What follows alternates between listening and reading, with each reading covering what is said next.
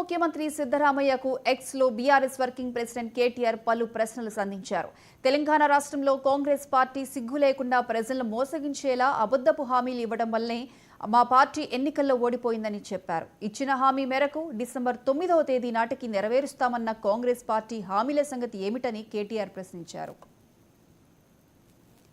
రైతులకు, కౌలు రైతులకు, రైతు కూలీలకు ఇస్తామన్న రైతు భరోసా ఎక్కడ పోయింది?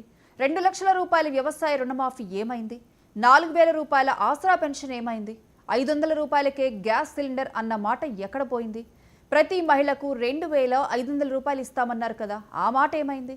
మొదటి కేబినెట్లోనే మెగా డిఎస్సి పైన ప్రకటన ఉంటుందని చెప్పిన హామీలపై చర్చలు ఏవి?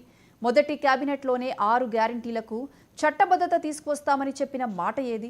ఇలా మీరు ఇచ్చిన హామీలు నకిలీవా లేదా ఈ మాటలు చెప్పిన మీ కాంగ్రెస్ నేతలు నకిలీలా చెప్పాలని కేటీఆర్ ప్రశ్నించారు.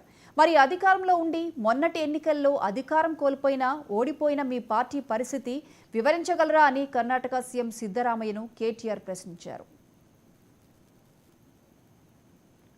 ఈ రోజు ఉదయం సిద్ధరామయ్య వీడియో ఒకటి వైరల్ కావడంతో దాన్ని ప్రస్తావిస్తూ కేటీఆర్ ట్వీట్ చేశారు. ఎన్నికల్లో ఇచ్చిన హామీలను నెరవేర్చేందుకు డబ్బులు లేవంటున్న కర్ణాటక సీఎం ఇదే మాట తెలంగాణ రాష్ట్రంలోనూ కాంగ్రెస్ పార్టీ చెబుతుందా అంటూ కేటీఆర్ సందేహం వ్యక్తం చేశారు. ఆర్థిక పరిస్థితి గురించి సాకులు చెబుతున్న కాంగ్రెస్ పార్టీ ఎన్నికల్లో హామీ ఇవ్వడానికి ముందు కనీసం అధ్యయనం చేయలేదని కేటీఆర్ అన్నారు. కేటీఆర్ ట్వీట్ పైన స్పందించిన సిద్ధరామయ్యకు మరోసారి పలు ప్రశ్నలు కేటీఆర్ సంధించారు.